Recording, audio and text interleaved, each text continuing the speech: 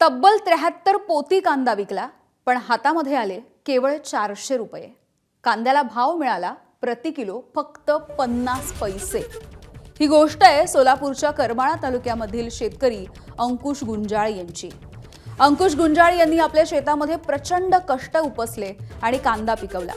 21 एप्रिलला सोलापूरच्या शरीफ ट्रेडर्स या आडत दुकानावरती विक्रीसाठी त्यांनी हा कांदा आणला. एकूण 73 पोती कांदा त्यांनी विक्रीला आणला. मात्र बाजारपेठेमध्ये कांद्याची आवक वाढली आणि मागणी घटली. त्यांच्या कांद्याला प्रति किलो फक्त 50 पैसे इतका भाव मिळालाय. गुंजाळे यांच्या हातामध्ये 5068 रुपये आले खरे, पण त्यामधून वाहनाचा खर्च, हमाली, तोलाई आणि इतर सगळा खर्च वजा केला तेव्हा त्यांच्या हातामध्ये फक्त आणि फक्त 400 रुपये उरले होते. 73 गोण्या नेल्यावर मला येताना जेवायला तिकटाला तर राहायचं नाही, पण जेवायला सुद्धा मला पैसे राहिले नाहीत. आणि 50 पैसे आणि 1.5 रुपयाने कांदा गेला. किती कांदा नेला होता? 73 गोण्या नेलते. किती पट्टी आली, काय झालं? पट्टी 400 रुपये आली सगळं खर्च जाऊ. खर्च कमीत कमी 50-60 हजार रुपये खर्च झाला असेल.